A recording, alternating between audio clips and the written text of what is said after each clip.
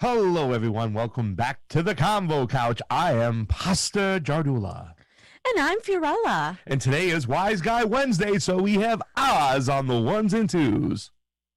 Because he's a wise guy? He is a wise guy, but he's a great guy. He's a fun wise guy. Did you catch me making fun of you, fam, just now? Did you guys catch that? I did not catch that. I did. You were very obvious when you did it. And that was if I started talking like that and being really like, oh my God, yeah, happiness, would you be afraid? Yes, I would. But I knew it would not be true and stuff. I knew it would just be, fake.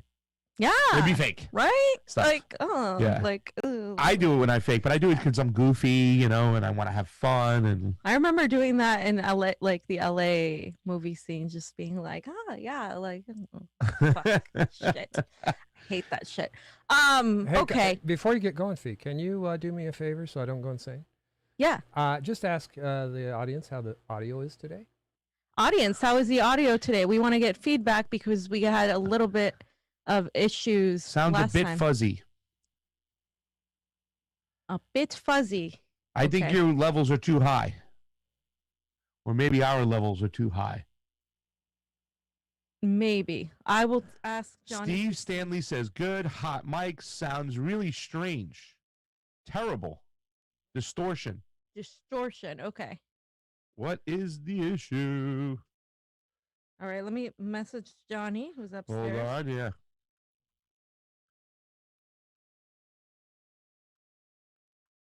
Definitely sounds fuzzy. Terrible. Okay, so we're going to try to fix Hold that. on, the sound is muffled. Huh, that's funny. That's weird. Give us a second. Give us 1 second, everybody. I'll read some super rays real quick while they are coming down and getting this set. 2, right out the gate from our good friend Trey Wright. He's always the first in there to jump in. He says the Convo Couch received a tip. And then Trey Wright also says, free Palestine, fuck Israel. Well. You're going to get us thrown off of YouTube just like that. Hell, it's how you really feel. No, that's fine. YouTube doesn't like us. So we reapplied for monetization, by the way. We'll see how things go. And we're like, well, we've talked about Palestine in a positive way, so that's probably not going to happen. I don't know. Too much gin on the mics. Sounds fuzzy, folks. Hold on. Hold on. Thanks for letting us know. That's why we do this. Super fuzzy now. Check mic connections.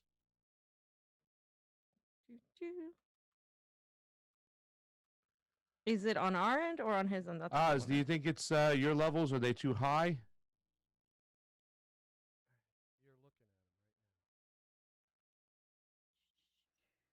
You're looking at him right now. It's your gain that's high. That is high. Okay. Let me bring it down a little bit. Here comes Johnny. Here comes Johnny. I just They're saying it's really bad. Fuzzy.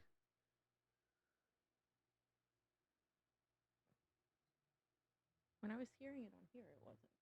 No? When we were hearing it. Yeah, when we're in music. See how it sounds right here. Sorry, guys. I just want this to be perfect. Oh, it is fuzzy. All right. I just took that out, took the EQ out. So let's see if that's better. Testing 1, 2, 3.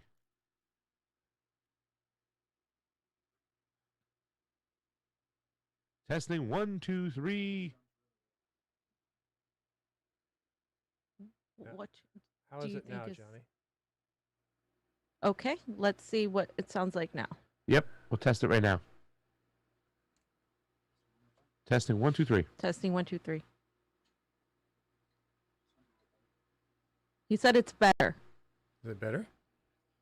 He said it was better. I don't know what you guys. What does the audience think? Mini pasta or free rant right now. Better, better, better. Great, better, better. Okay, better. Good. Is it still sound good? A little fuzzy. A little fuzzy, but they said it was better than before. Okay, you want to go with that? Keep testing. How's it sound right now? More volume. Keep talking. Go on with the show. Hello. Okay. And keep tweaking. Keep tweaking. They said, but it's better than before. So I don't know, whatever you did, maybe do a little bit more of it. Okay, But, can everybody hear okay. us? Does it sound better than pasta? Fiorella sounds Hello? better distorted, better still a little distorted, much better, a little fuzzy, but good enough. Okay.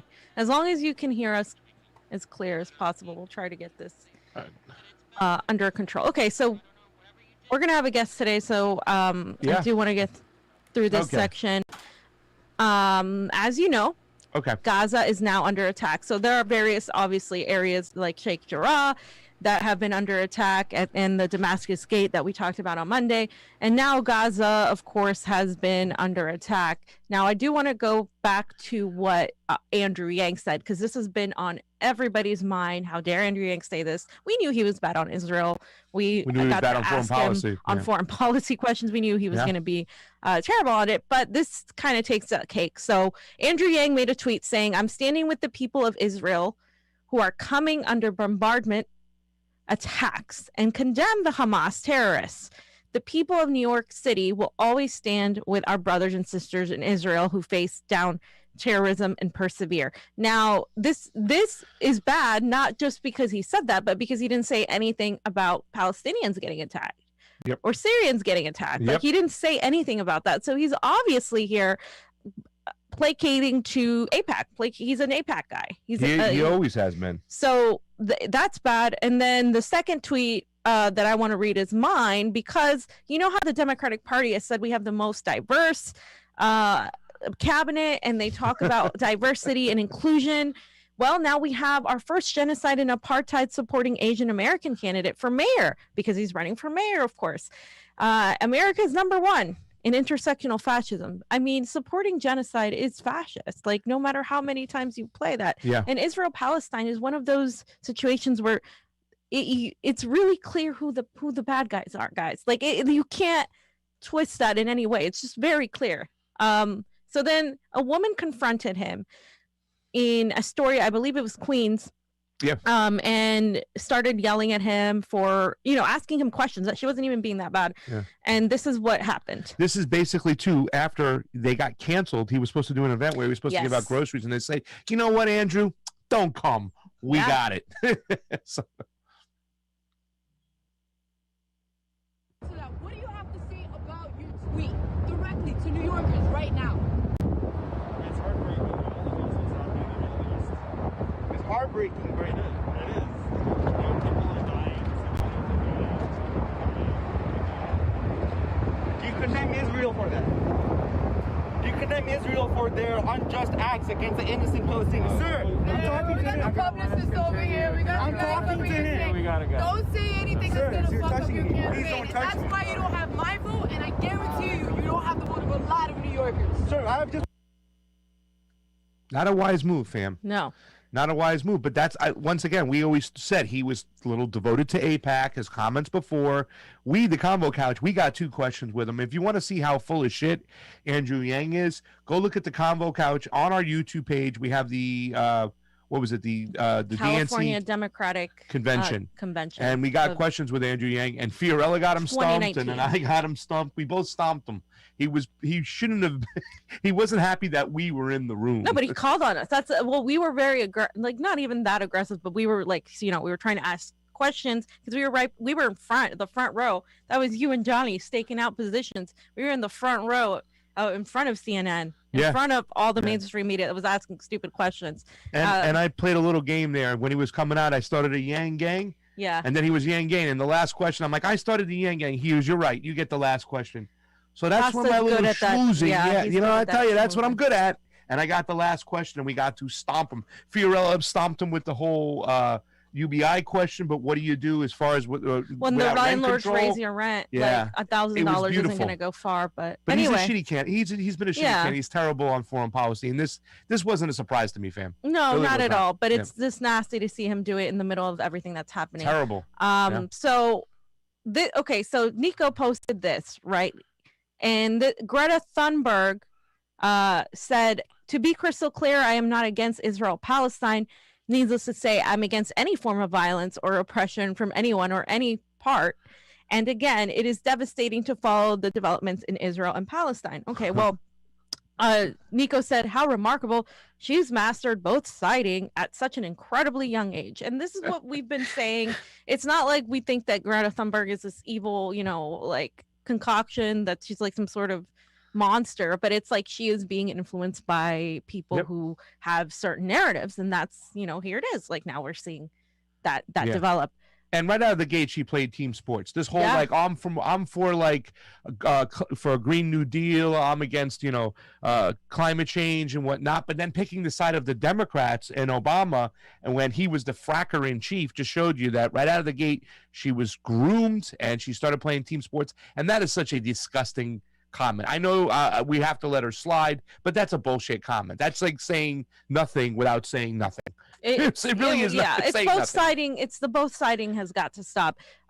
So then, so you can see here, AOC liked her tweet, right? This is the slide with Jonas, and she liked this tweet. And but this is after AOC actually saying this. She said, utterly shameful for Yang to show up to an IED event after sending out a chest-thumping statement of support for a strike killing 9 children, especially after his silence as Al-Aqsa was attacked. But then to try that in Astoria during Ramadan, they will let you know.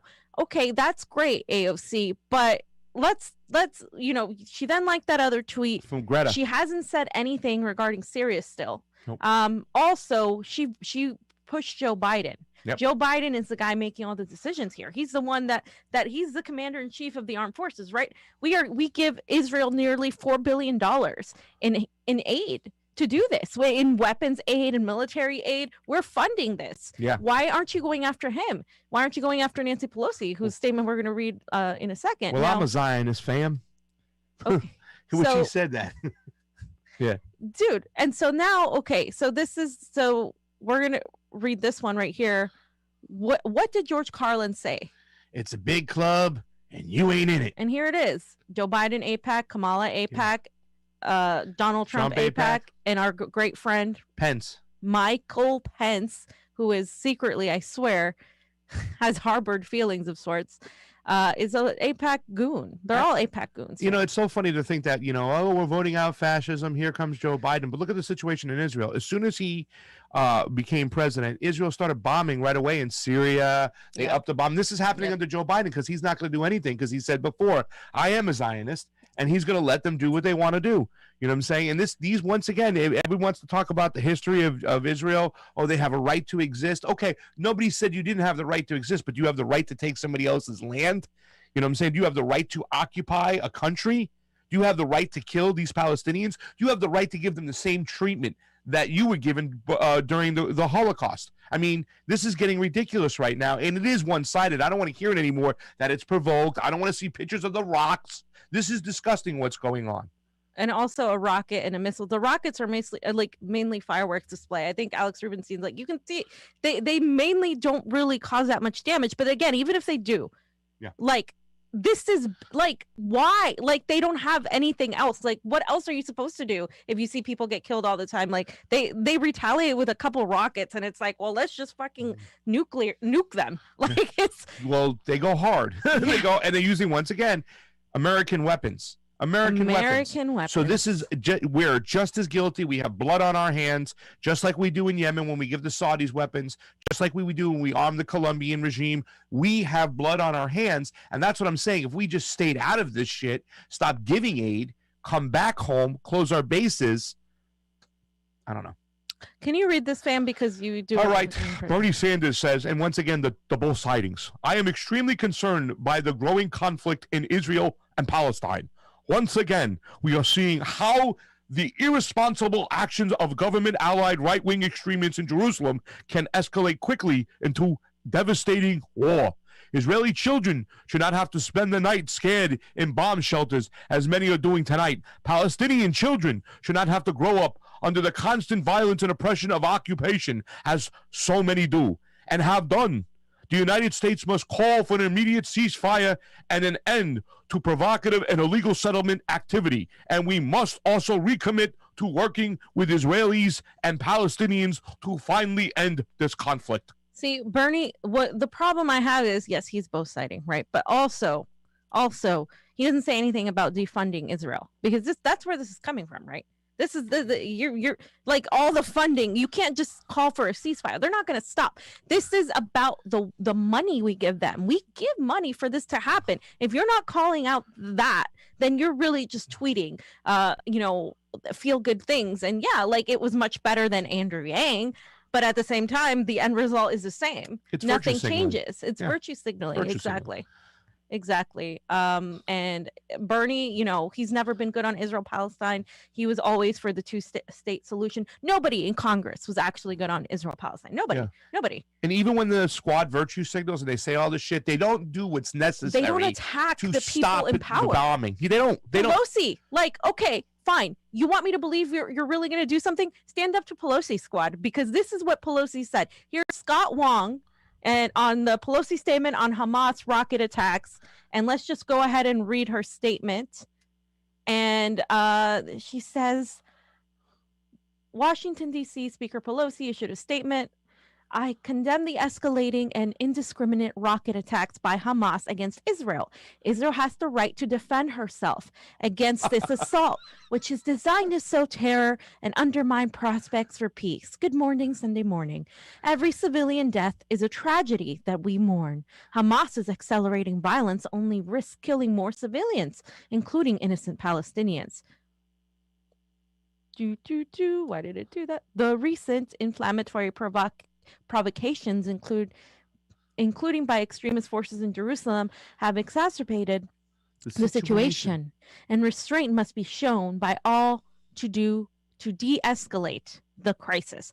Let us all pray that the situation will be resolved immediately and peacefully. Thoughts and prayers. Yeah, can I say something, fam? Instead of going to the rally on Saturday, I hope they have a rally in front of her house or in front of her apartment. Dude. And let's drive up to Frisco to get in that one. I will do that in a heartbeat. If anybody has a line and they're going to do a protest in San Francisco, let's go to Pelosi, because that right there is bullshit. She's taking a side, and it's our rockets, our missiles, that we're funding this whole situation. Yeah. This is bullshit. She's not even playing both sides. She's clearly saying she's taking the Israeli side no matter what. And hey, man, where are the squad in standing up to her? Because they can tweet all they want, but this is the woman that had so much power. They're all AIPAC bound. We know this. We know this from talking to people who go into politics. They have to pledge their allegiance not just to the United States, but to Israel. I mean, this is crazy. If you want to talk about foreign interference, it's Israel, not Russia. It's not China, right-wingers. It's not Russia, liberals. It's Israel. It's Israel gate. It's Israel everything. Israel has been coming into our elections, coming into our foreign policy for decades, and that funding has to end. Let me see real quick and see if YouTube shut us down yet. Oh, YouTube does not have us shut down.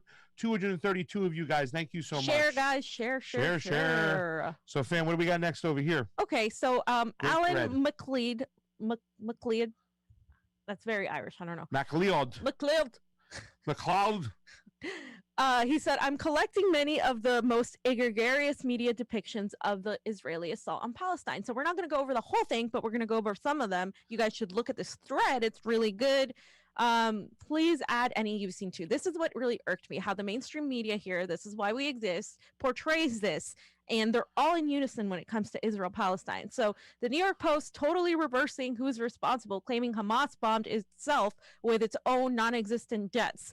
Airstrikes from Hamas militants killed 20 in Israel, including 9 kids. So they actually reversed how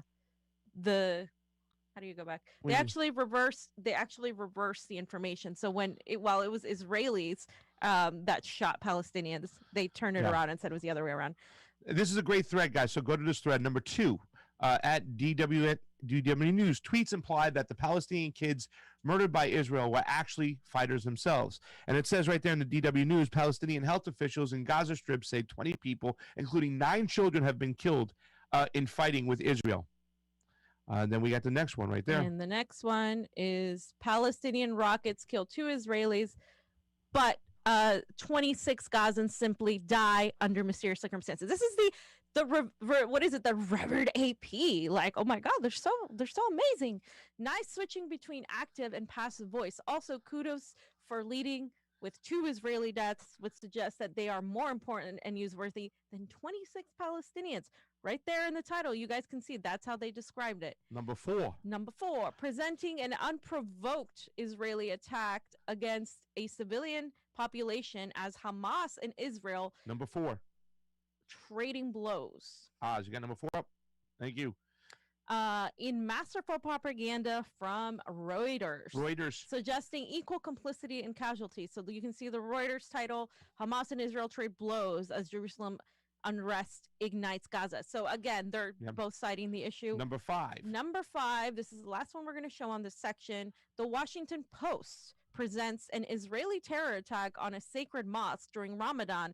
It's presented as a clash. Now, this is the one that really irritated me the most. Many worshippers' bodies clashed with Israeli bullets. What clashes have erupted in Jerusalem in recent days? Monday began with more than 300 Palestinians who had come to pray at Al-Aqsa Mosque in Jerusalem's Old City during the holy month of Ramadan, injured in clashes with Israeli forces who fired rubber bullets, tear gas, and stun grenades. Oh, really? Confrontations between Israeli police, Palestinian protests, and far-right Jewish Israelis. Dude, like, I mean, it's disgusting how these people present this. This is why we do what we do, because they're not going to be fair, right? They're not going to be fair in their depiction of this. Constantly, you could go through. There's so many more examples, guys. Check out that thread. And being a kid who grew up in Boca Raton, Florida, I had a lot of, Jewish friends, a lot of mentors and whatnot, and met some great people. I've even met people who are like anti-Zionists who are Jewish, who were really upset with the Israeli government's doing. But at this point in time, I mean, I don't know how you can say there's two sides right now, especially with the Netanyahu government, which is way more militant than any other, like Ariel Sharon and any of those old guys back in the days.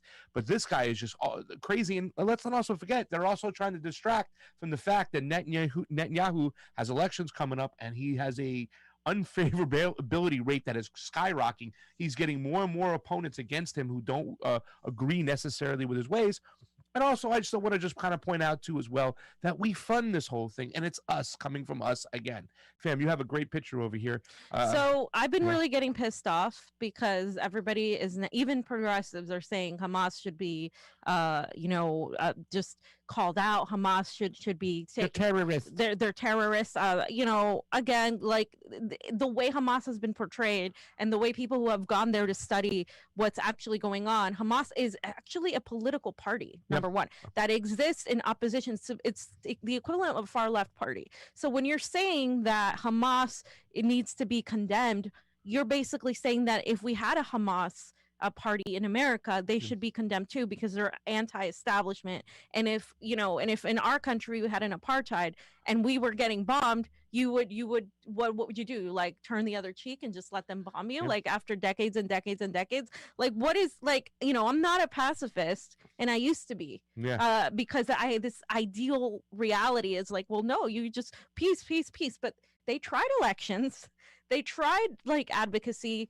They're doing resistance now. A lot of people aren't even crazy about Hamas. Hamas is there to defend people, in a lot of ways. That's all they have. Representing people. They can't represent themselves. They can't, and they don't have access to the weapons. Like a rocket compared to a missile is no comparison. You're talking about bow and arrows versus guns. It's not the same thing.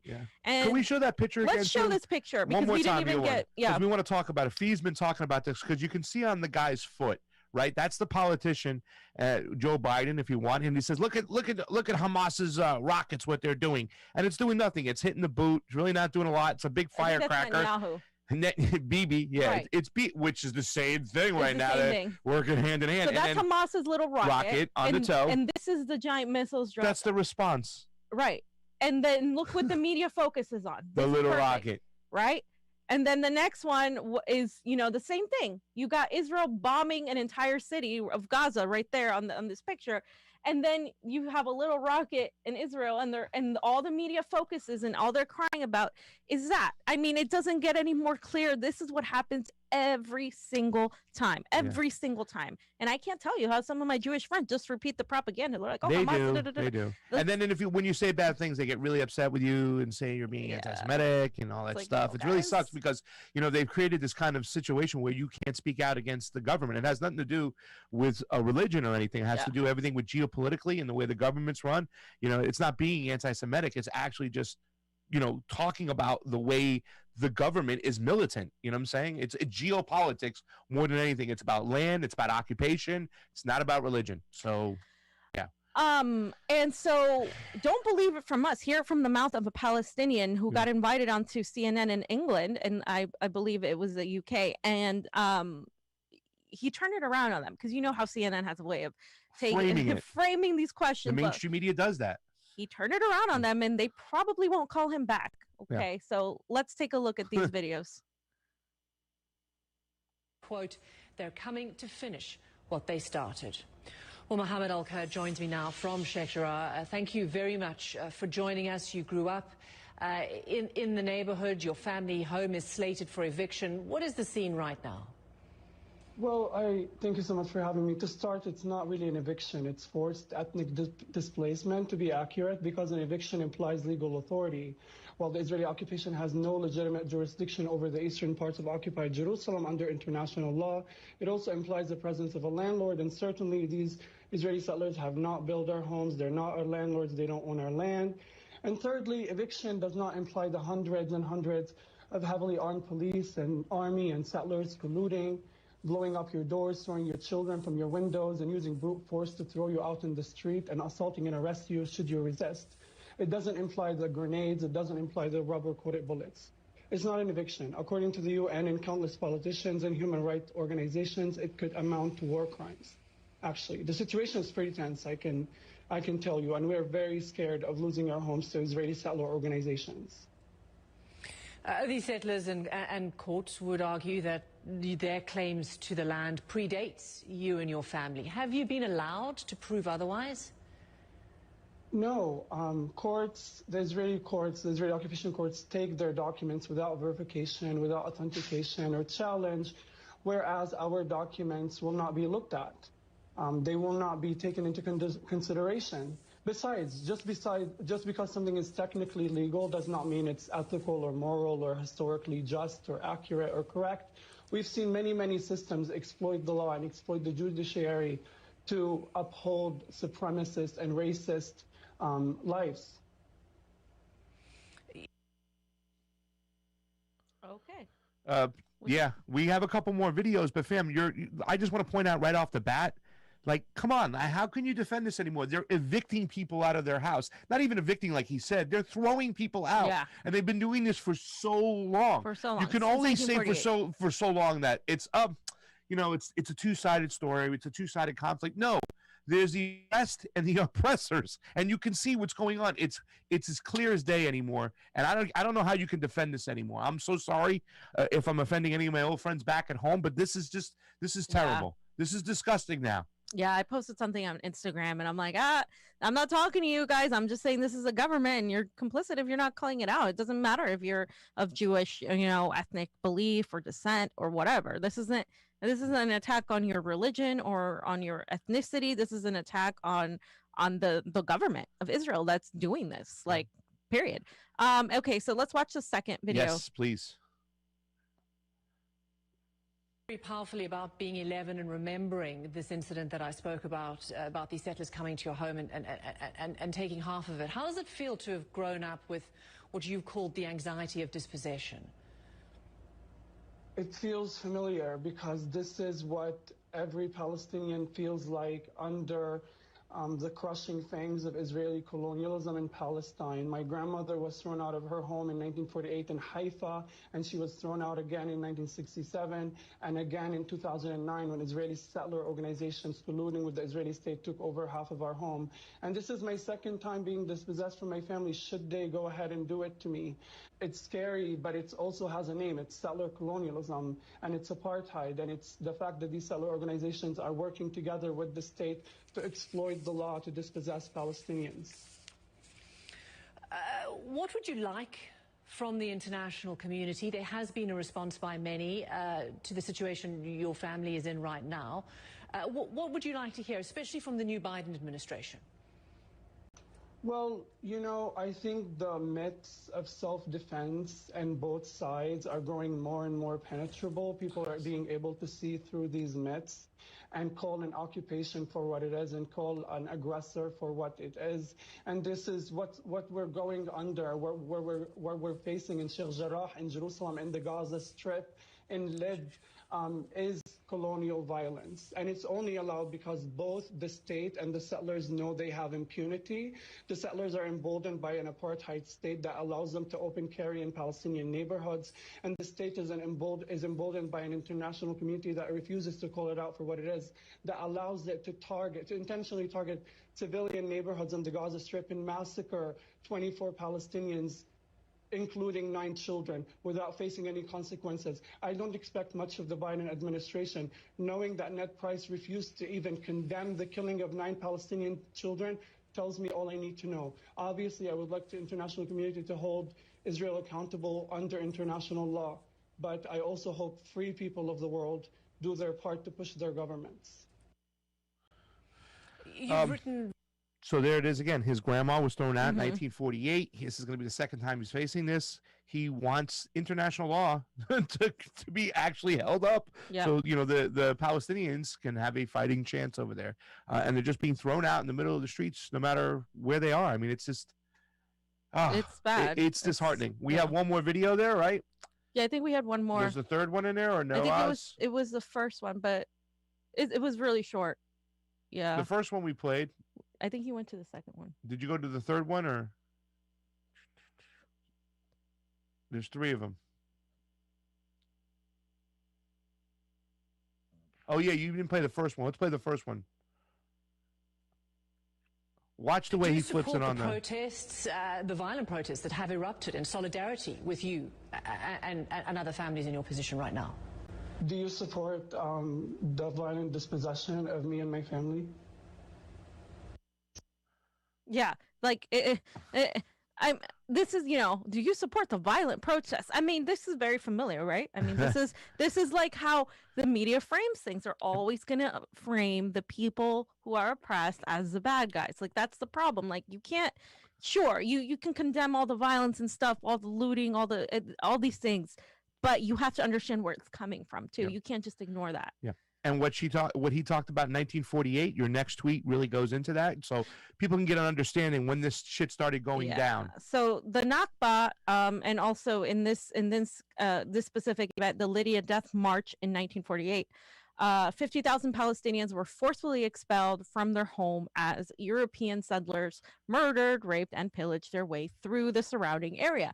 Many died of dehydration and heat exhaustion with nowhere to go. So this is what happened at that time. Since that time, it's gotten worse, right? It's gotten progressively worse. We can see here on the next slide, on the map. Very little green today, fam. This is what Palestine was. Now, this is why some people say, Israel really wasn't a state. It wasn't. It was just a bunch of people that came in there.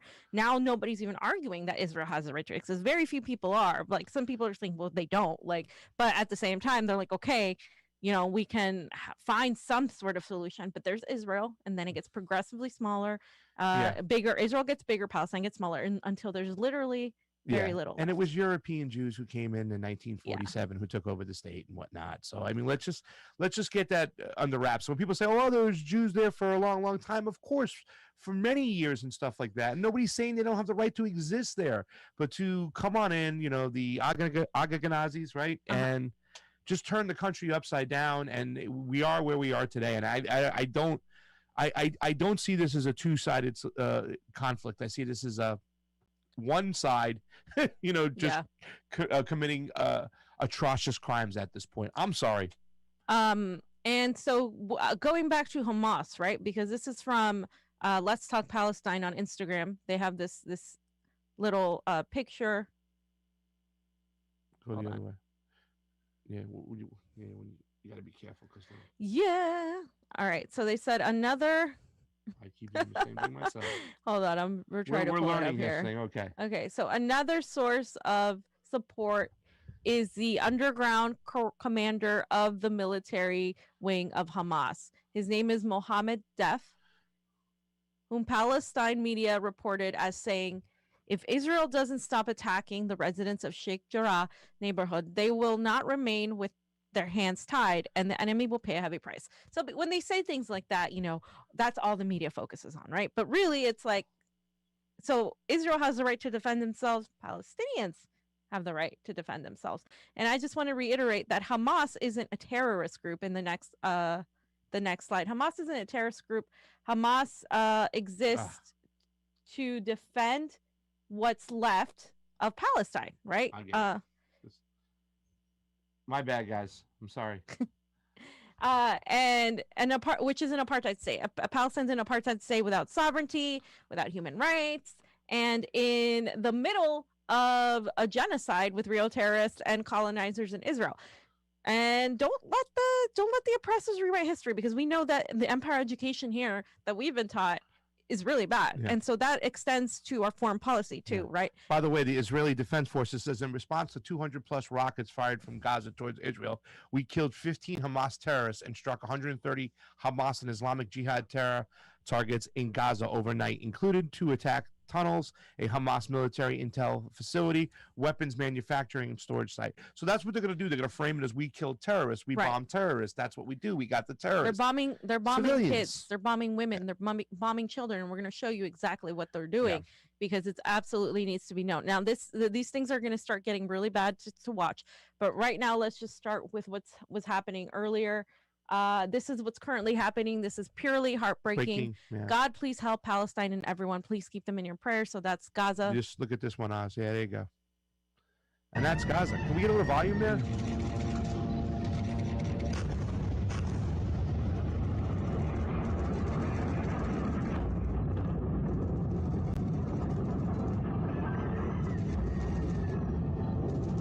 Can you imagine? Can you imagine? Ladies and gentlemen, can you imagine living in like that? And then the next one we have is evidence of Israelis' use of the international banned cluster bombs that kill people, birds, trees, and even those hiding underground who kill them. You know what I'm saying? And just watch this video. Yeah. يعني الكل بيعرف برج السوسي المقابل للوكالة مقابل الوكالة هنا يعني زي تم إطلاق عدة صواريخ على هذا المكان تم إطلاق عدة صواريخ كما نشاهد تدرج عدد من السيارات حفرة كبيرة في المكان هذا برج السوسي الكل عارفه في برج السوسي ألف وهذا باء يوجد فيه مقر أو يوجد فيه الشق المدني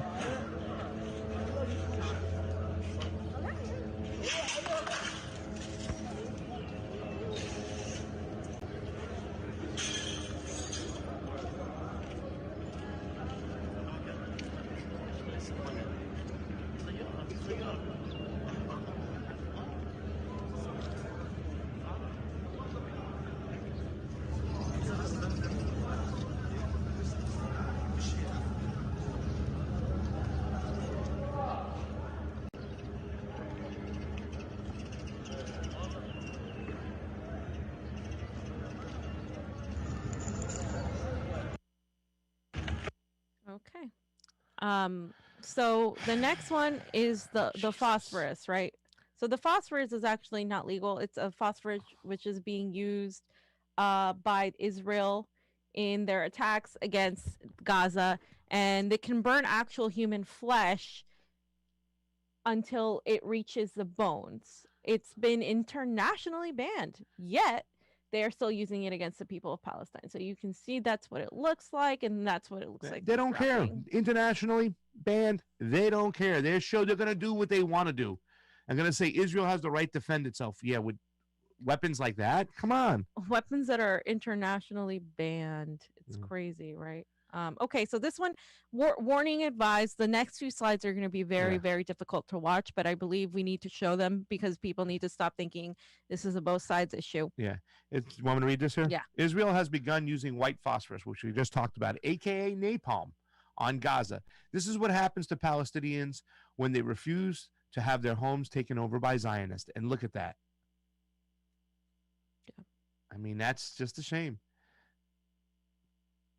What's that there? And the Destroy All Monsters we're going to go to next. Oh, Destroy All Monsters. Yeah, Destroy All Monsters. Gaza, 35 fatalities, 43% children. We're getting the bottom part over there. Can you make it bigger, Oz, where it says the bottom one, the bottom tweet? Yeah, that's the one we talked about. We talked about the Gaza one. Right on the bottom, that tweet right there in the bottom. Exactly. Let's just go, we'll focus on that. Okay. I don't know if we can see. It says Gaza, 35 fatalities, 43% children, 12 and women 3. Israeli authorities say they only started, and then it's going to make it much worse. Right. So this is just new. This is just in Gaza. Yeah. Right. That was what was happening there. This is Ahmed Slimani. And he said for more than 70 years, and this is the case, Israel has been killing and stealing with the knowledge of the whole world, and there is no deterrent. Gaza under attack. And he's holding up a child. He's holding a child that's right? Been killed and murdered. Yep.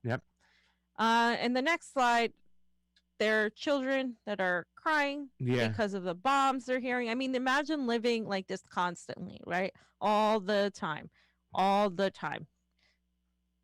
And then the next one is Ahmad, please, the situation is getting worse and worse. You don't need to be a Palestinian to speak. Just raise your voices for the sake of humanity. This is not about religion or something. It's about humanity. Break your silence. And you can see the pictures. You got the buildings up to the left just burning down below left at night. And then you see all these dead women and children there. And there's a good picture of it right there. There's the dead women and children. It's disgusting. Look how these are children. And this is what the skies look like. As the sun's coming up, it's just burning. In the middle of the night, they're bombing. It's disgusting. And the next one is by Vanessa Beeley. Raf al-Masre, 6 years old, murdered by Zionist entity yesterday. R.I.P. Angel. Hashtag Gaza Rising. And then we have another picture of another father holding his dead child. I mean, look at that. This is like the reason we're posting this picture, just so people know, like, this isn't a one-sided, this isn't a two-sided thing. Vanessa Beeley also said, we are all Palestine, RIP Angels, Gaza. Once again, burying their children. Yeah. Burying their children. And children die all the time in this region. Yep. It's disgusting. And then the next one, this is where Caitlin Johnson really summed it up really well. She said, you don't get to drop an entire colony on top of an inhabited country, grind those inhabitants into the dirt for generations, and then claim self-defense every time they retaliate. That's not a thing. And it's not. I mean, this is what they do. They claim self-defense, like, after oppressing these people, they finally retaliate with a couple rockets, and now it's like, oh, well, there's two sides to this, and Hamas must be condemned, and all this fucking shit. Yep. And this is a professor who called out years ago. We played this on the show before, but watch this. This is one of the most powerful videos. It's still one of the most powerful videos. Take a look.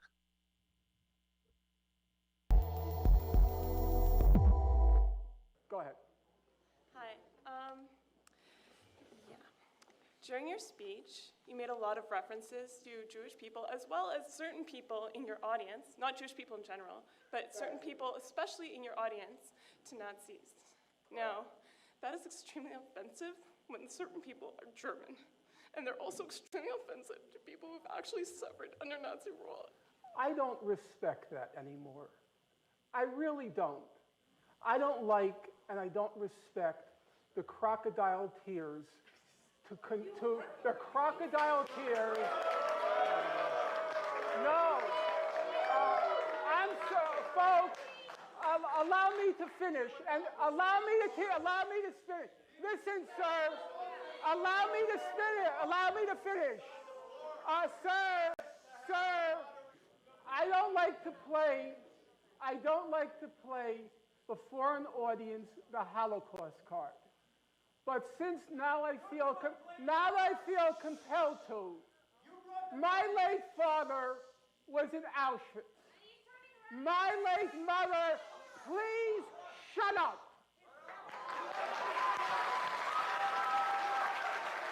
My late father was in Auschwitz. My late mother was in Majdanek concentration camp. Every single member of my family on my father's side, On my father's side, The Jews did not take arms against the my late father was in Auschwitz concentration camp. My late mother was in Majdanek concentration camp.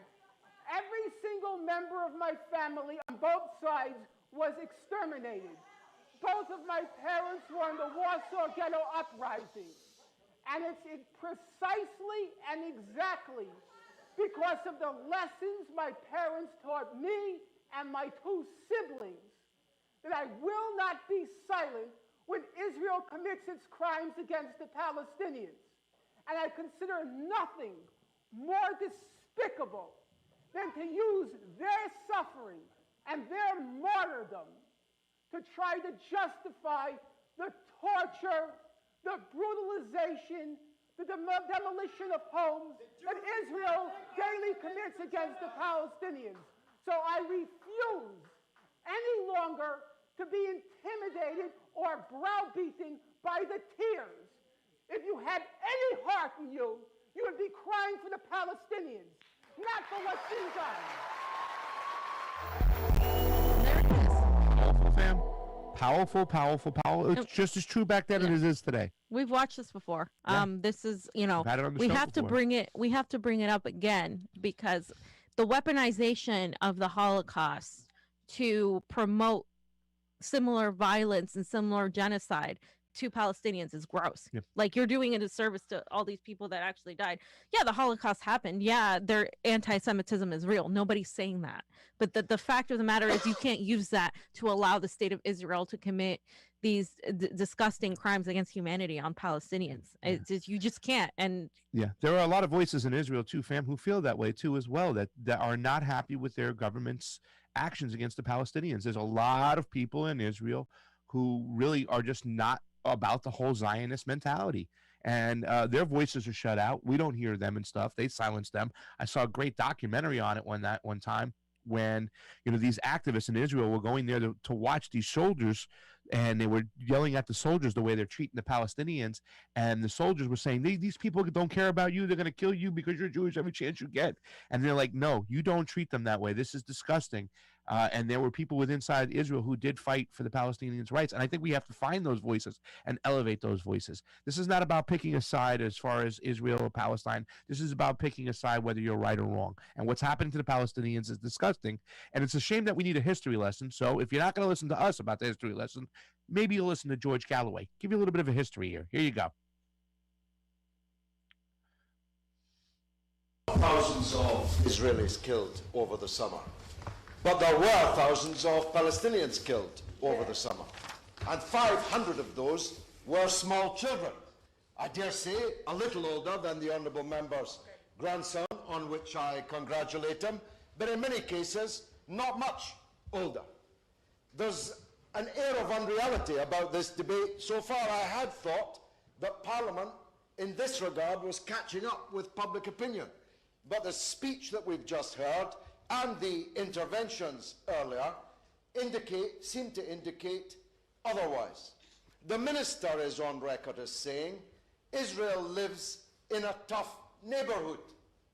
The problem is that Israel is living on top of somebody else's neighborhood.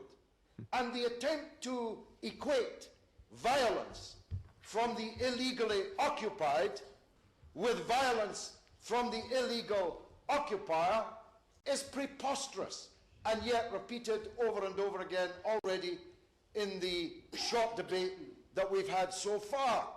It is illegal and moral right of an occupied people to rise up against their illegal occupier. And after all, it's not that the occupation just started.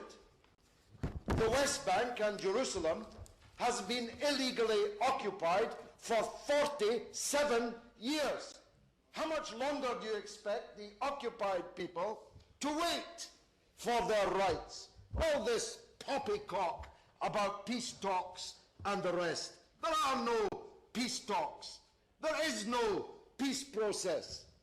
And contrary to what the honourable gentleman just said, there are not two countries involved in this. There's only one country which is occupying the land of another. You would think perhaps it is the case that members in here have no idea how all this started in this very building almost 100 years ago, when Mr. Balfour, on behalf of one people, offered to a second people the land which belonged to a third people, without consulting any of the three people involved.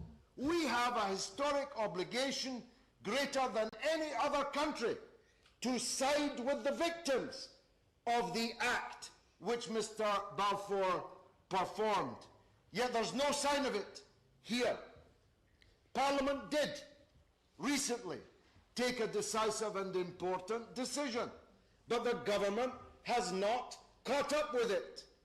The government continues to support Israel, to license the export of arms to Israel, and to afford Israel, the criminal in this picture, which in 1967 was ordered by the United Nations to withdraw from the land it had illegally occupied, yet continues to refuse to do so.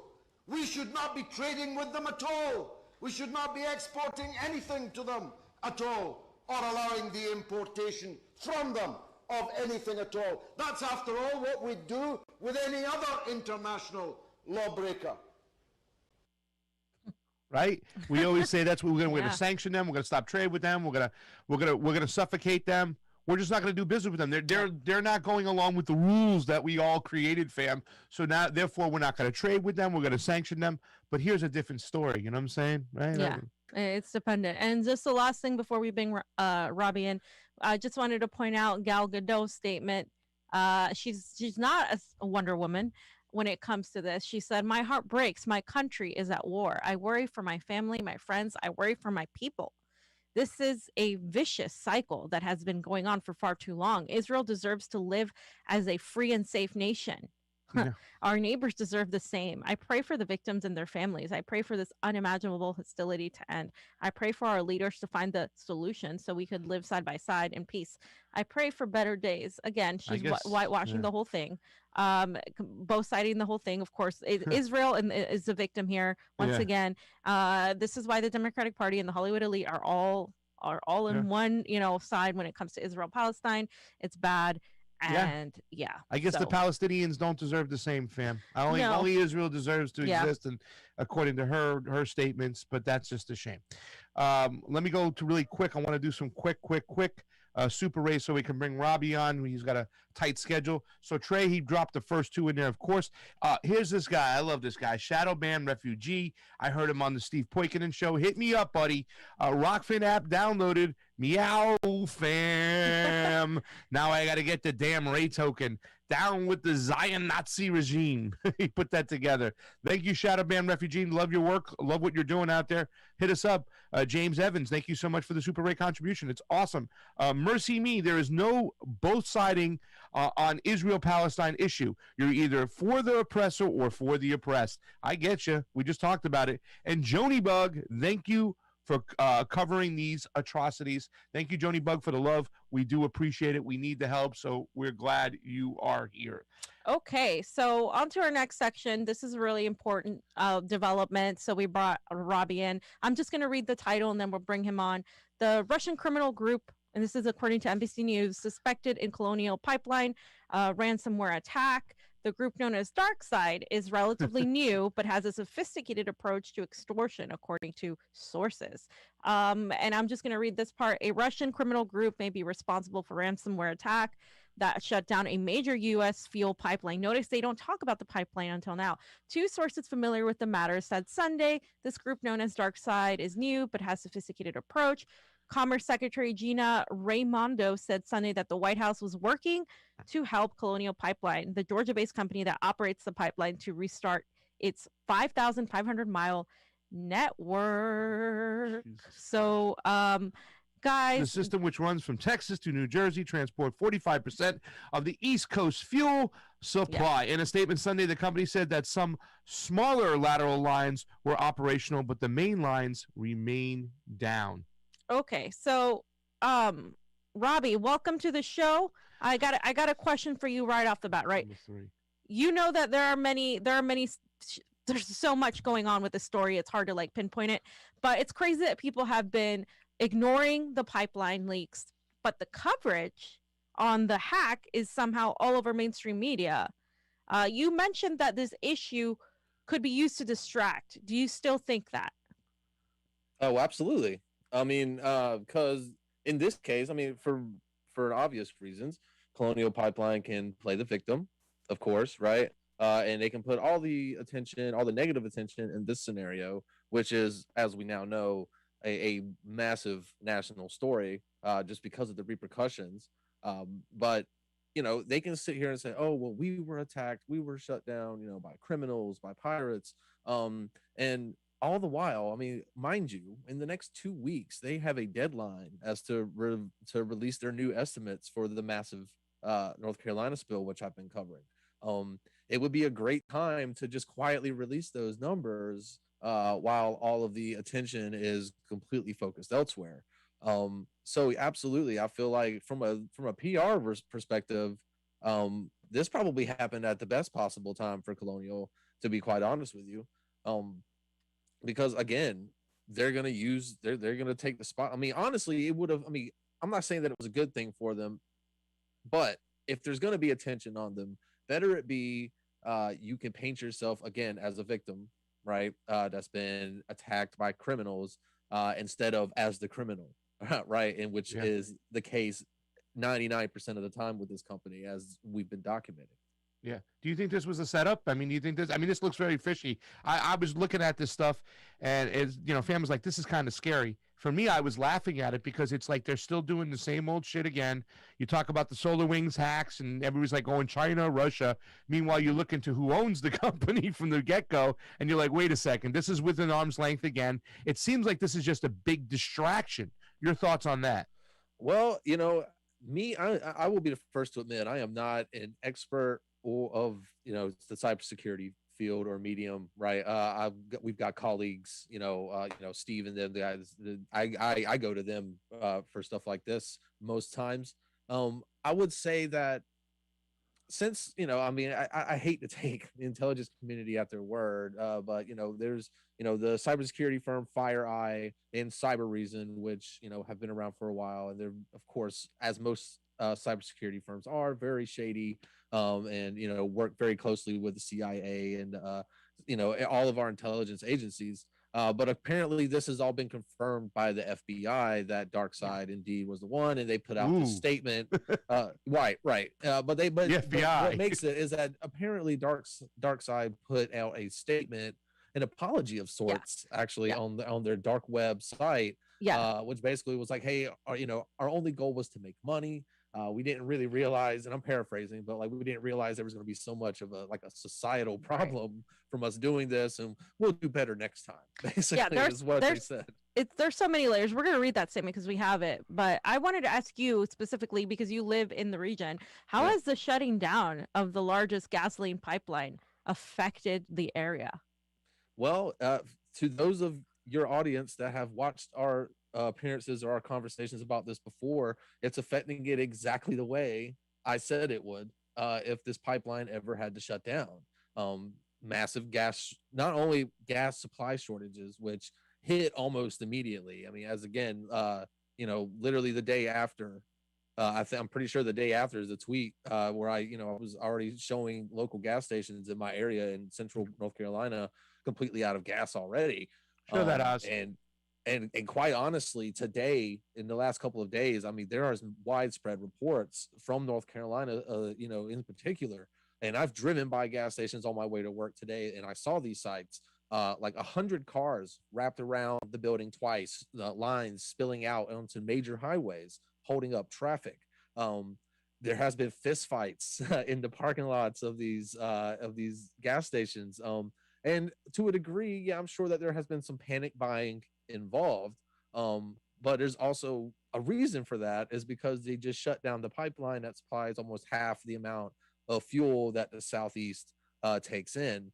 And that is, I mean, once you do that, I mean, honestly, I mean, I think I heard today, and I can't remember the source, so forgive me, but I heard today that gas prices were at like 7-year highs. and that's what happens, and it's going to be like that for a while. And actually, while we've been on the air, or while you guys have been on the air, news broke that they have officially restarted the pipeline. Okay. But that it will take a few days to get back to normal. So hopefully there is some relief in sight for the Southeast. Yeah, but those are leaky pipelines, though, right? They're going to get back started. It really doesn't go back to we're not going to address the problem at hand. Is what something you've been screaming about for so long. You know what I'm saying? It's the fact that they have the faulty pipeline all over the place, and now they're going to use this whole bullshit hack to slide right under the any type of accountability. And guys, don't you think it's funny how quickly the government acts when that was my next question. It's so quick, Robbie. You're right. Like the FBI issued a statement. The Joe Biden administration was like, "Yeah, like let's go." I'm like, wait a minute. You guys seem to know exactly what you're doing right now. This is very quick, very suspect. Yeah. Yeah, they do. They whenever the pipeline companies need the government, they are there for them, like at beck and call.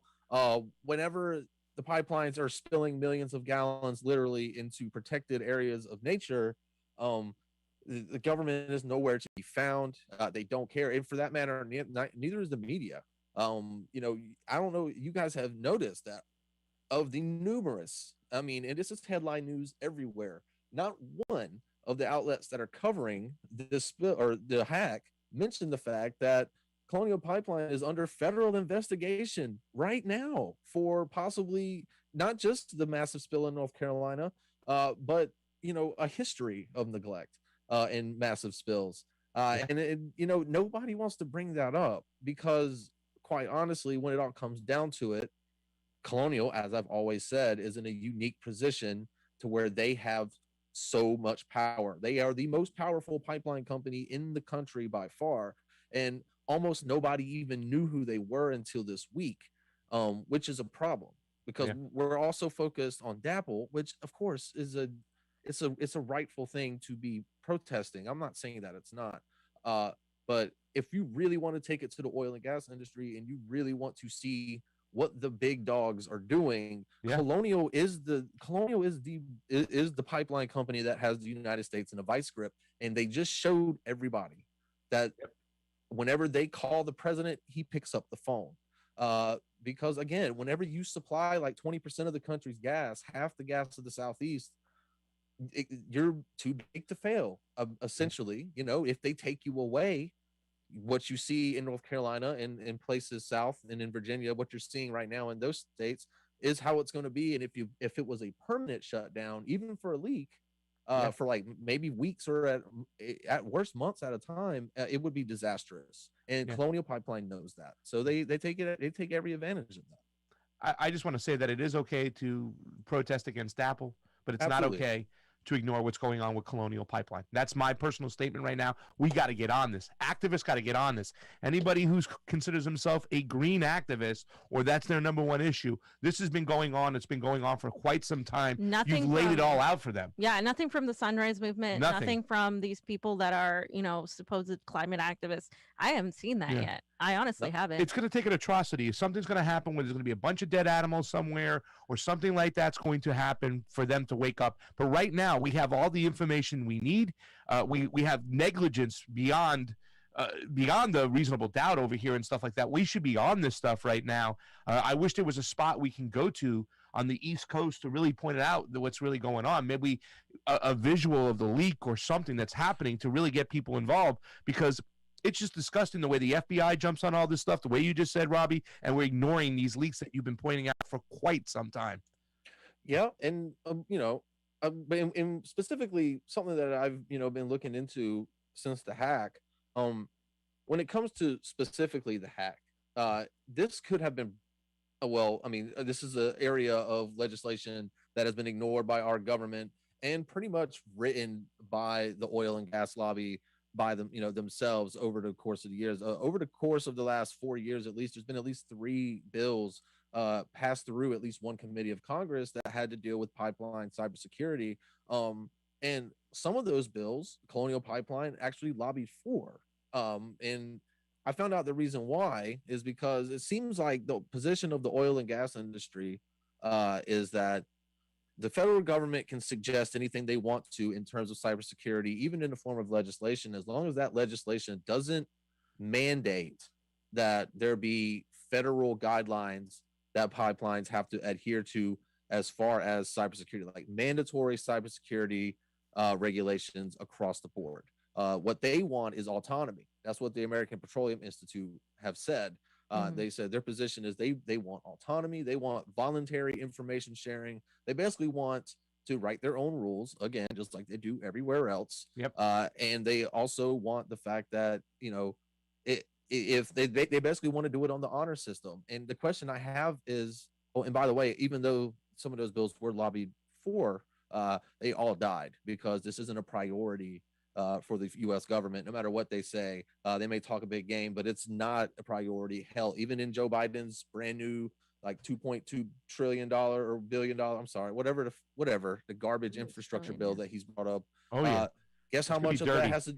Yeah. Guess how much money is in there about pipelines? Nothing. Guess how much in there about cybersecurity for your infrastructure? Absolutely nothing. This is not a priority, and it never has been. That's why all those bills died in committee. And honestly, the pipeline companies have been completely happy to let them do so. Yeah, but Robbie, we got John Kerry now. Okay, so now we got a green czar coming in who's going to help. John Kerry's here now to save us. So maybe things are looking up. So Robbie, real quick, I wanted to read the statement from the DarkSide hackers that you were talking about earlier. So this is the DarkSide leaks, and they said, we are apolitical. We do not participate in geopolitics, do not need to tie us with a defined government and look for our motives. Our goal is to make money and not creating problems for society. From today, we introduce modernation and check each company that our partners want to encrypt to avoid social consequences in the future. Obviously, the obvious thing to point out is that there were many spelling mistakes. This is supposed to be a company that's in Eastern Europe, Czechoslovakia, perhaps Russia affiliated. Exactly. That's what they say. What do you think about this? I mean, quite honestly, I think, it's kind of hard to tell. I mean, we're just going on the information that we've been given. Yeah. And, when it comes to matters like this, I mean, honestly, we just have to take the word. I mean, we don't have to take the word, but we're left with the only option of taking the words of either the anonymous group posting on the dark web or the intelligence communities feeding press releases to CNBC. So, I mean, I guess we just have to take it for what it's worth. I mean, at first, it looks sketchy, just from the timing standpoint. For those of us that have been following the spill and all of that, again, the timing could not look more perfect, especially when new results are due in 2 weeks. But it is what it is at this point. I mean, I don't really know what's going to become of it. You do notice that a lot of the coverage of this group tried to put it on Russia, even though there is no proof, and even the administration has admitted that there is no proof that they are Russian. But you're going to see that spin because it's, I mean, why not? Right? That's what our government does. There's got to be a boogeyman somewhere. And what better way, what better way to start writing new pervasive cybersecurity legislation than to have, one of your biggest infrastructure pieces fall under cyber attack. And now the U.S. government's going to get a blank check, basically from the people in this country that see what's happening in North Carolina as far as the gas shortages and stuff like that. And they're going to be like, oh yeah, we need change to this. And they're going to let the government pretty much use that to abuse civil liberties in the long run. I feel like that's where this is going to go. Yeah. Always. That's what it's always about. Every single time we have a situation like this, they take away more of our civil liberties. And fam, I don't know if you know this, I'm a civil liberties guy, and they never give them back. They never give them back. Once they take them, once you choose not to use them, they take them and you lose them. So that's the thing we have to fight back against. And here's something else we have to read about too as well. On Monday, Cybereason told Threat Post in an email that its researchers have seen DarkSide launched against targets in English-speaking countries, and it appears to avoid targets in countries associated with former Soviet bloc nations. There they go. In addition to its Robin Hood-like mentality, DarkSide, like other cybercriminal groups, you see how they frame them as cybercriminal, also has a bit of a superhero complex. In October, the group tried to donate around 20,000 in stolen Bitcoin to two international charitable organizations, the Water Project and Children International, in a gimmick that experts said was likely a publicity stunt. The charities refused to accept the funds. Yeah. Go ahead, fam. No, that's just the thing. It's like weird because it's like that. It just seems to me like they're framing it like these people are a Robin Hood type of criminal. So there is that whole narrative, you know, like especially right now with people like using cryptocurrency, with people using all these mechanisms to, especially the working class, trying to like get it up because you know the actual the fiat dollar hasn't been working for anybody. So like it just seems like they're framing this, oh look, they're Robin Hood type of organization, they have ties to the Soviet Union, and now like any sort of positive organization, whether they're hackers, to me it felt like, honestly, this is just my personal opinion, they were trying to make it like these people were like similar to Anonymous. And they are obviously aren't, because Anonymous doesn't conduct themselves this way usually. And so it's just really, the whole thing is weird. You could go down so many rabbit holes. I spoke to Steve and Ali and Glory on this. Whitney Webb has said ties with the solar wind research and who was involved in solar winds and the subsidiary companies and stuff. It really just seems like there's just so many ties to a lot of very powerful people in these companies. It's hard to really say any decisive thing about this. I guess we're going to be looking into it as it develops, but my opinion is it's very suspect that this happened in the way it happened. Just based on what's happened since January 6th, because the solar winds have happened literally on January 6th is when they found out that they were hacked. And thereafter, it's been like, oh, well, January 6th, we need to impose strict surveillance on these social media websites because that's how these people organize. And then it was like, oh, we need to impose more surveillance because of Russian hackers. And then it was like, oh, we need to start looking into stopping the protests. And so I've just been seeing more crackdowns since January, since the Biden administration, and more focused on Russia again. To think that this isn't unrelated, for me, it's like, if it looks like it is, and we've seen this happen time and time again in history, there we go. That's I can't stand the fact that anything that's anti-establishment is always framed as bad and part of the Kremlin. Like they're still doubling down on this bullshit. And your thoughts on that, Robbie? We've lost him. Unmute yourself, Robbie. Robbie, you're muted. Now am I good? Yep. Yeah, you're good. Okay, sorry. I have a totally black screen, so I can't see what I've done. I can't see anything actually, but I can still hear you. So, but anyway, what I was gonna say is that it's easy. I mean, it's easy to blame DarkSide, right? Because they are the hackers, of course, allegedly, right? I mean, they have allegedly taken ownership. Like again, it's hard to like accept 100% everything that you're hearing in these cases just because of the sources involved. But say it's all true. It'd be easy, of course, to blame DarkSide.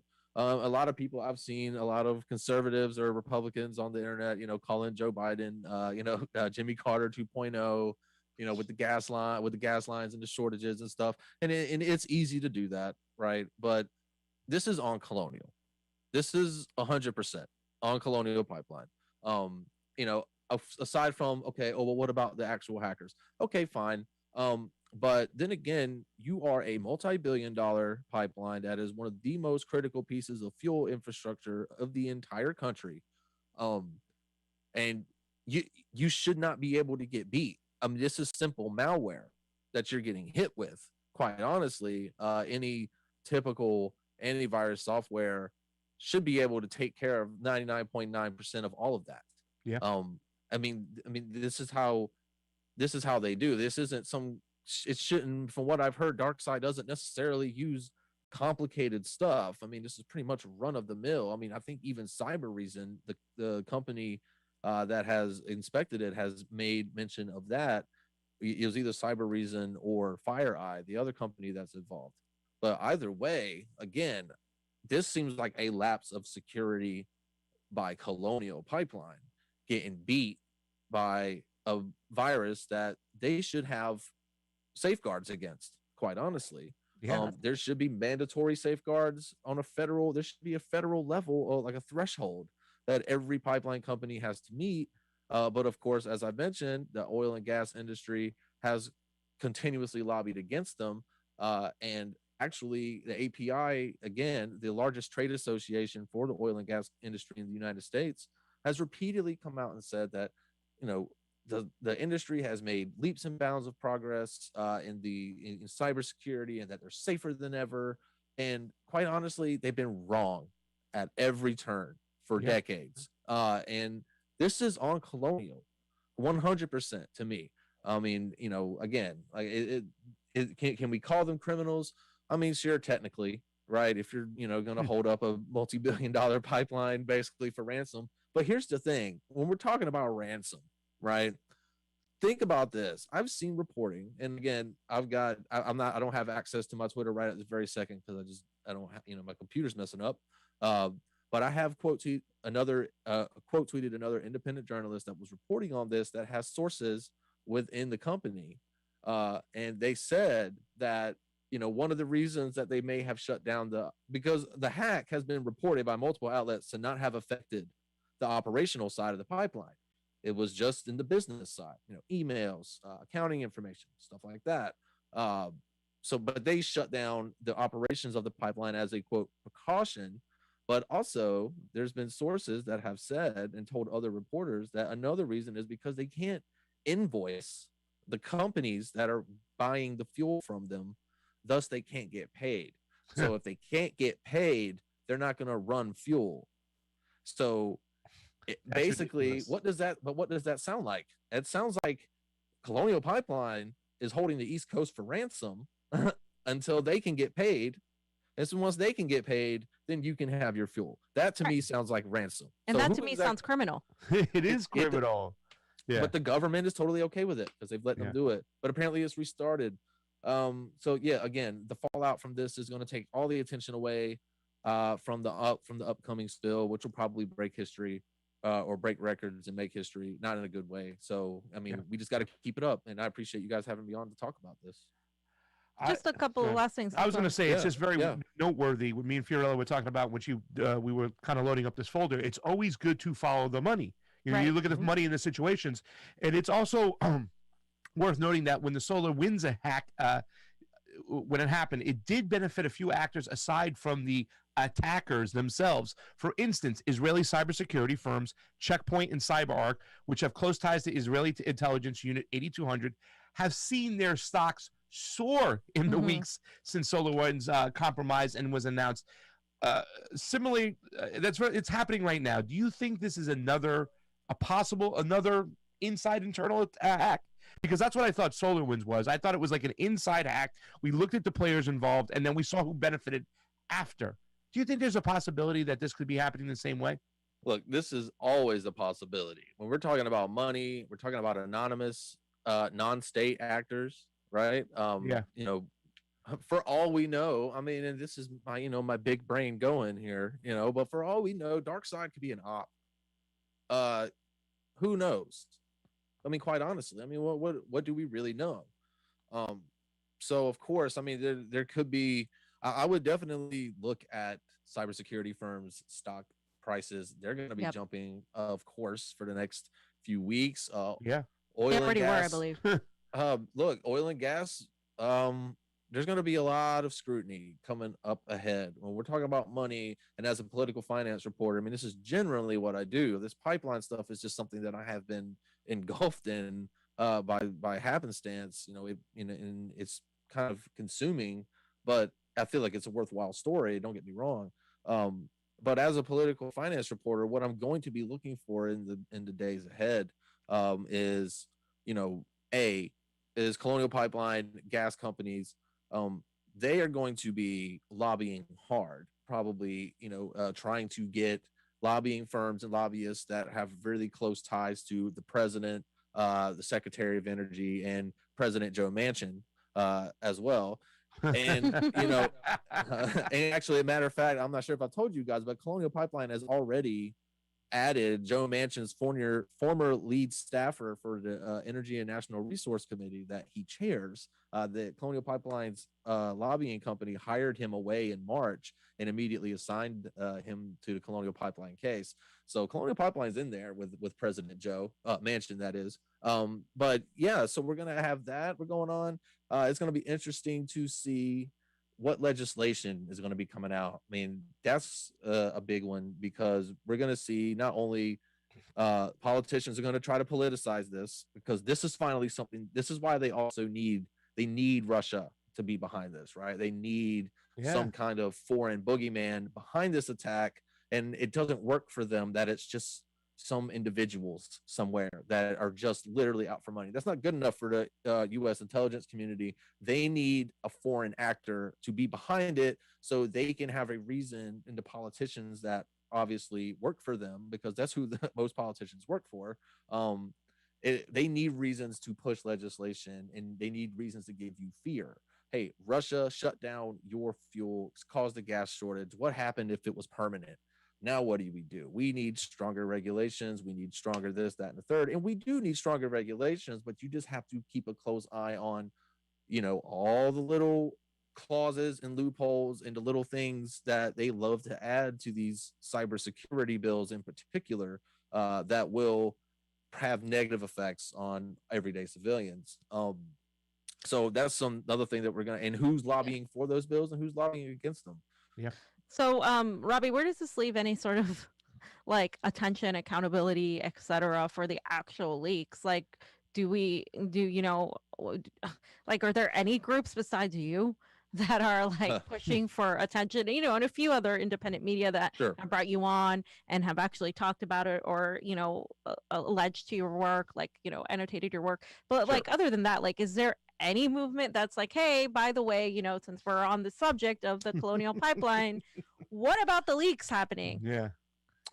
No, that's the short answer. No, there's not. I mean, obviously everybody on the network, you guys, Niko, Steve, Glory, and, Misty, Jesse, everybody has been great in amplifying the story, and obviously other people as well that have had me on.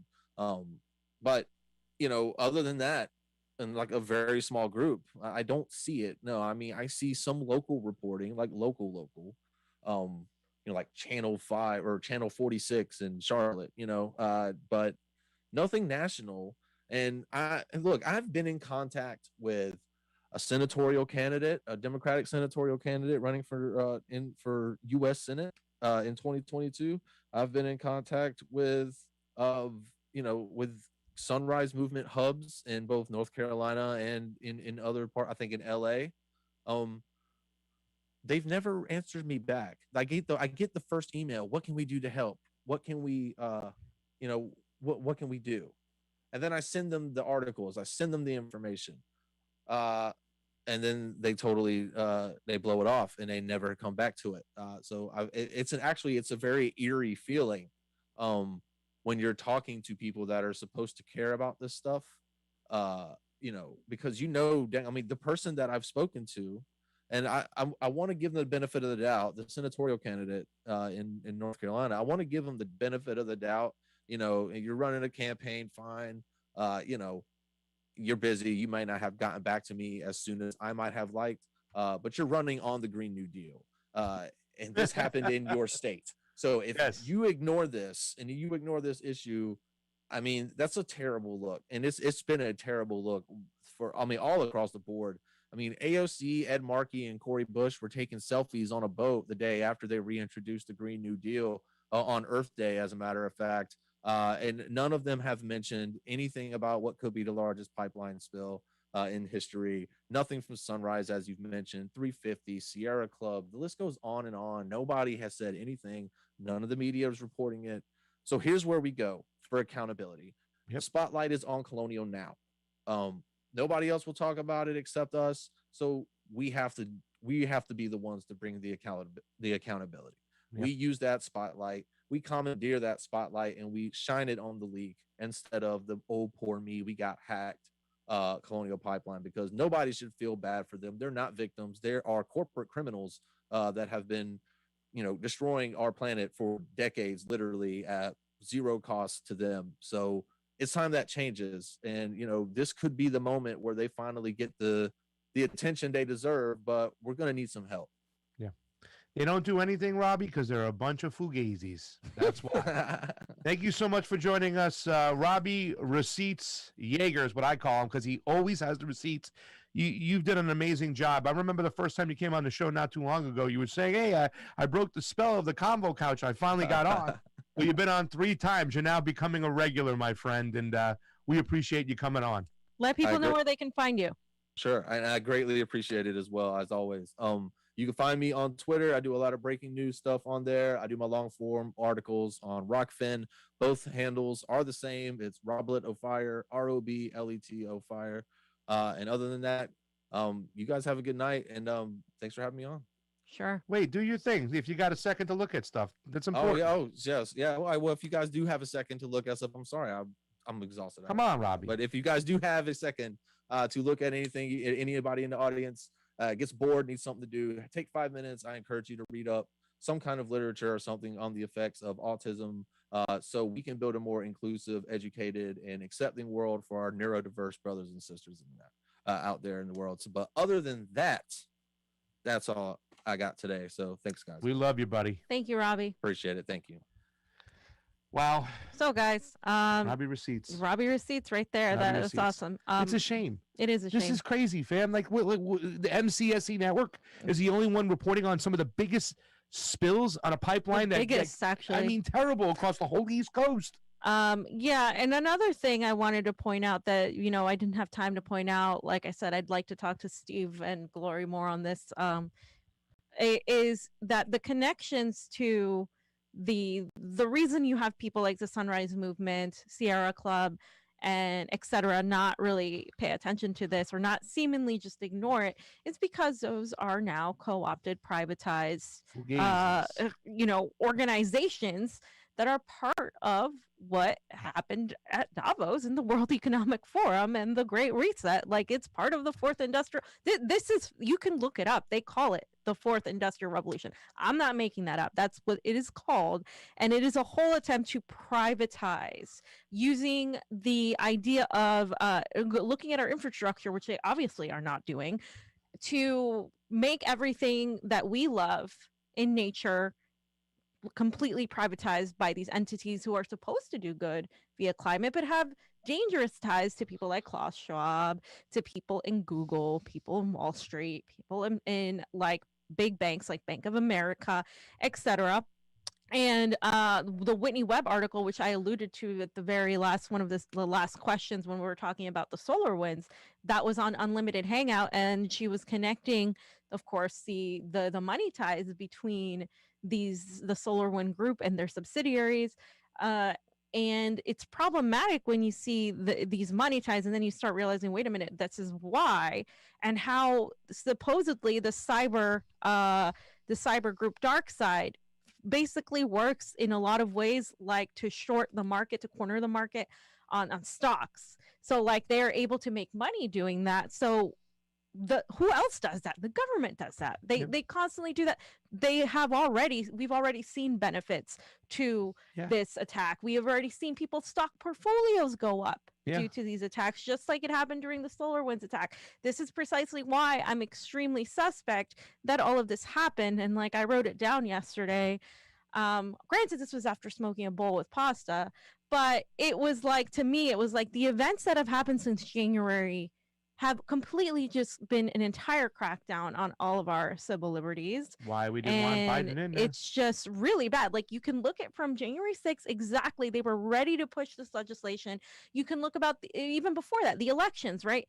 Like the events were intended to make people trust in the system by literally gaslighting them, which backfired because over 75 million people don't believe our elections are real. And then we had the right-wingers kind of say, hey, we're not sure about elections. So because they're saying it now, it's a conspiracy theory to question elections. Then we had the insurrectionists come on January 6th and do their whole little bit. And now what happens? Oh, we have to monitor the internet. We have this white domestic terrorist problem that's going to supersede everything. We're going to compare them to Al-Qaeda. And so we need to restrain the Second Amendment. We also simultaneously need to push warrantless surveillance. And then the next thing that happened, of course, was the Russian SolarWinds hack that came through. And so, oh, we need to monitor these people who have Russian influence. Facebook has been censoring me nonstop lately. And so this is just escalating and escalating and escalating. And if they can allude to a pipeline being hacked by this Russian / anonymous / like Robin Hood type of entity, well, they can criminalize anybody that remotely says anything like, hey, we think the rich should, like pay their fair share. We're going to hack the banking system. We're going to take down the Fed. Anything like that can be used now against you because of this. This is how it always goes. People are getting rich off of it. Yeah. And you just follow the money and you see where it ends up and you see who benefits from it. It's not only about the money, it's also about control too as well. Because anytime you have one of these, what we call a lot of false flag situations, which it's this catastrophic event, then we're going to start taking away. We have to protect you now. You have to listen to Big Brother. Let us go in there. Let us patrol the internet a little bit more. They've already been doing this like crazy, which Snowden showed us, but they're going to continue to do it. And once they take them away from you, your civil liberties, they tend to not give them back. And now what kind of state you're living under? A technocratic authoritarian system, where they're looking at everything, they're listening to you, they're seeing you, they look through the TVs, whatnot. The post office is coming after you. It's about control, though. It's not just about money and resources. It's also about control. Right. And it really just blows my mind sometimes to think, how are they getting away with this? How can people not see this? I mean, if anything happens, a tree got struck by lightning and fell on the White House, it was the Russians. They did it through geoengineering or whatever. Everything they do, they blame the Russians, and the Russians are just sitting there going, Putin's going, what would we do now? Oh my God, I need more vodka. The Americans are blaming us for now a tornado in Kansas.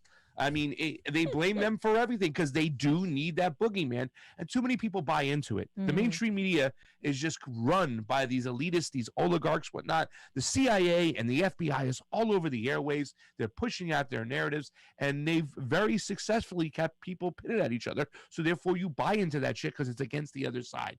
They made people tribal. It's disgusting. And this SolarWinds hack leading to this pipeline hack, nobody's paying attention to the leaks. We're just paying attention now to the Russian thing. They throw the boogeyman out there, and it's a shame, fam.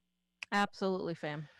Cultist Demon with the last super ray of the day says, check out Ben Norton's talk on the CIA's cultivation of the fake left. It's the Fugazi left. Very important that our conservative friends see this so they understand the difference between the real left and the fake manufactured left in service of capitalism and imperialism. And that's why we go to those spots and we sit with those conservatives and we talk to them. Yeah. The common sense left and the common sense right, when they get together, boom. Even I got a call from one of our friends the other day, Uncle Ronnie, and he was even saying, Pastor, you wouldn't believe the shit they told me. They think that General Flynn is running the military now. I mean, where do you get this information from? So there are a lot of conservatives who even say QAnon is full of shit. People shouldn't have bought into it. Stop buying into these stories. You see some of the audit chats. I've seen conservatives telling people, saying, hey, listen, stop with your little bullshit theories right now. Let's concentrate on the audit. So there is a big common sense right out there, as well as a big common sense left, because I surely don't want to be put in the same categories of these shit libs and the stories they tell. So, I mean, once the common sense left and the common sense rights come together, a form of populism can take control, and that's what I hope for one day. But we have a lot of work to do, because if we're the only ones reporting on the Colonial pipeline leaks, I think it's education. I mean, I don't know if, populism is just another word for like anarchism, I feel like, because just whatever. I mean, but like, you know what I mean? It's like what the people want, right? Yeah. But it's just a matter of educating people, because you have Blue Anon and you have QAnon.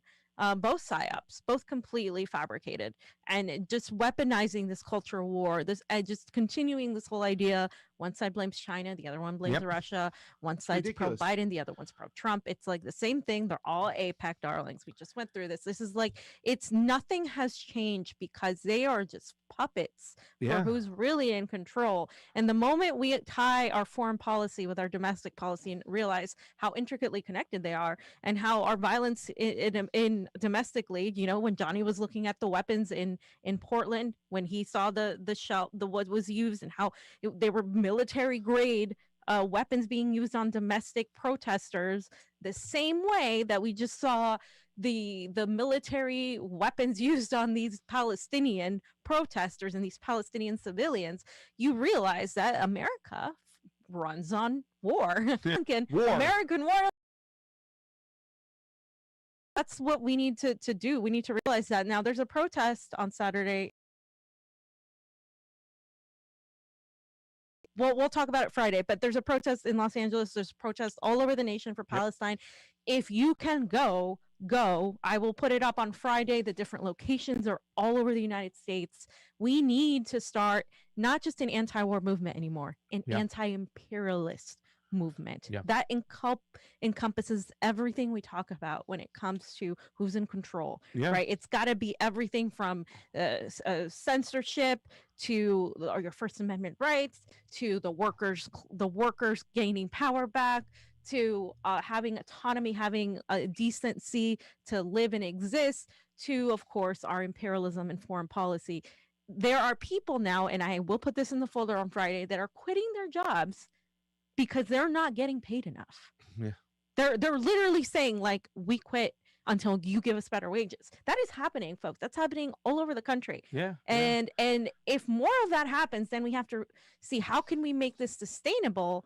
How do we do this? Well, that's called mutual aid.